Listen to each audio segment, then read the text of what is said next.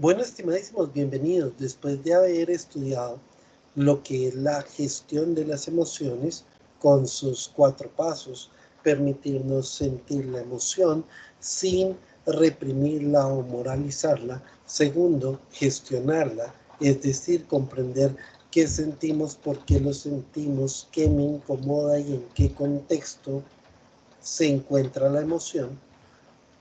Pasamos a gestionar la emoción, que hago con esa información para emplearla de manera asertiva para resolver lo que me incomoda o lo que me está pasando.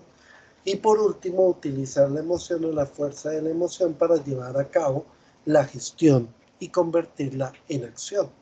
Posteriormente, entonces, vamos a estudiar qué son los mecanismos de defensa y cómo funcionan.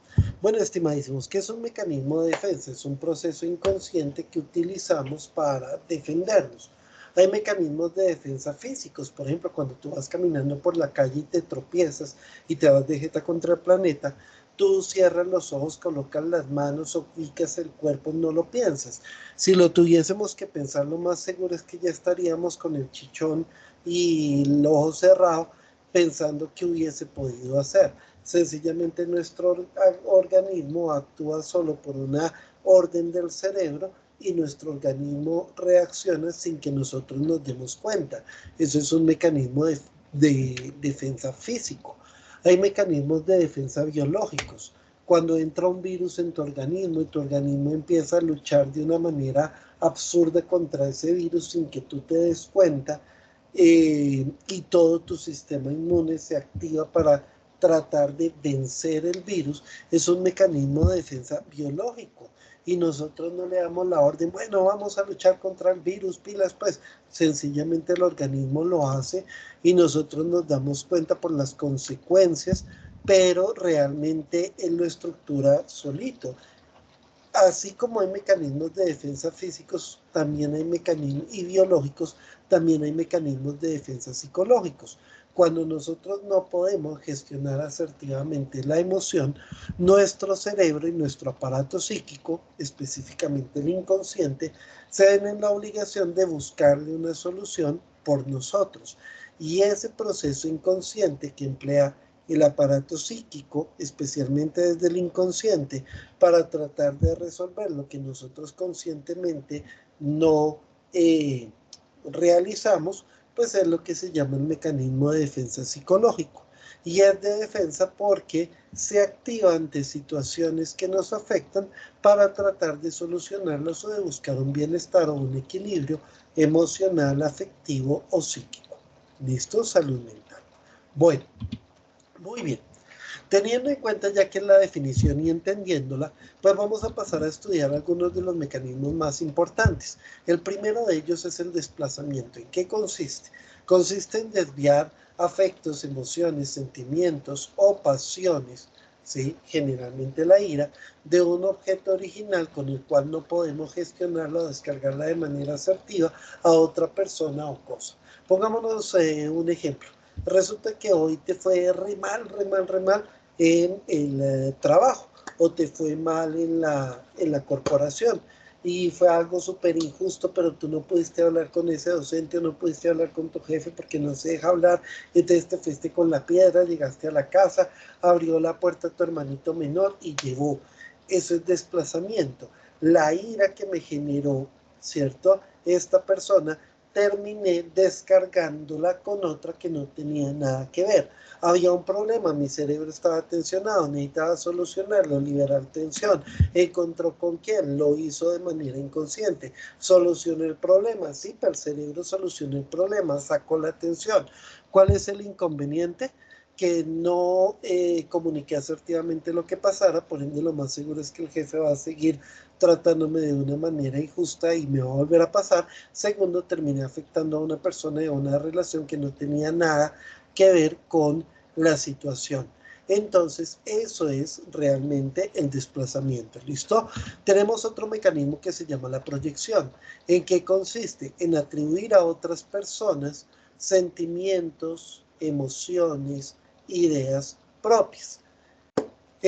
Pónganse a pensar varios ejemplos, ¿no? La persona con la que más peleamos.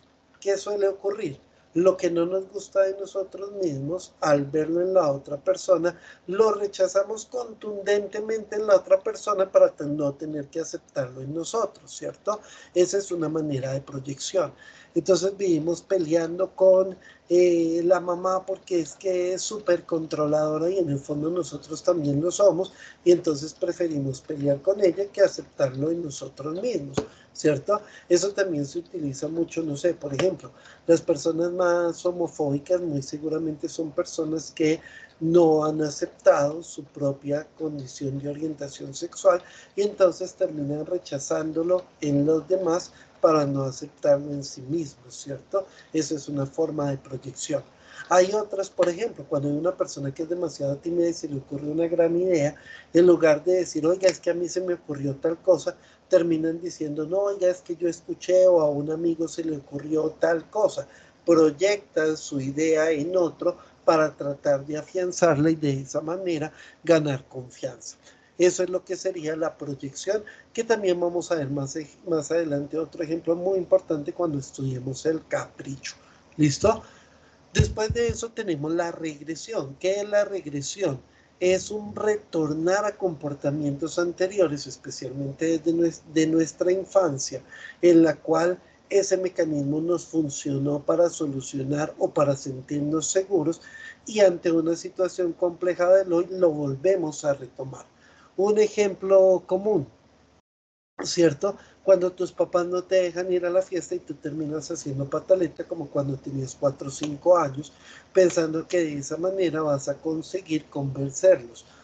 Otro ejemplo muy sencillo, cuando tú estabas pequeño y hablabas con sentido, entonces lograbas la atención de tu mamá, el cariño, lo que querías o solucionar o minimizar algún problema.